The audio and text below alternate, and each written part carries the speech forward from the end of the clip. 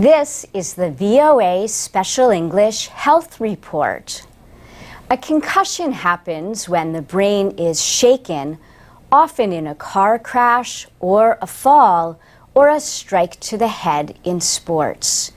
Concussions can be mild, but doctors may order a CT scan to look for a more serious injury.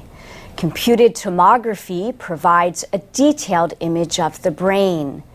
But a recent study warns that more children than necessary are being exposed to radiation this way.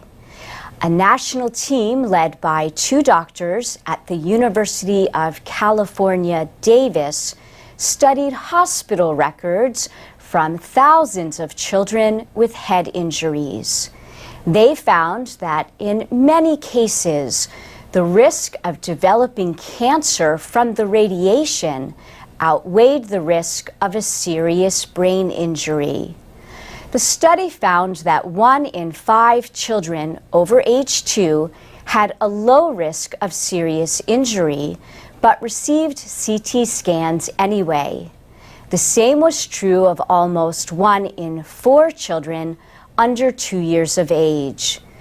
The researchers have developed rules to predict if a head injury is serious enough for a scan. For children under 2, doctors are advised against it if there is normal mental activity, no swelling in the back of the head, no feeling of a broken bone in the skull, and no loss of consciousness for more than 5 seconds. Doctors should also consider how the child was injured and whether the parents say the child is acting normally. For patients from 2 to 18, the guidelines are similar, except there should be no loss of consciousness, no vomiting, and no severe headache.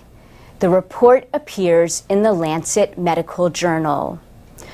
Earlier this year, the British Journal of Sports Medicine published new guidelines for concussions in children and teens.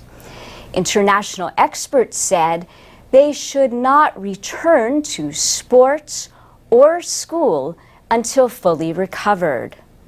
The brain also needs a cognitive rest, they say, by restricting activities like video games, texting, and watching TV. Young people often take longer than adults to recover from a concussion. The experts say individual progress and not a set time period should always guide a decision to return to play. More than 1 million cases of concussion are reported each year in the United States alone. A congressional committee held a hearing in October to discuss legal issues related to head injuries in football. Recently, there have been concerns about players retired from the National Football League.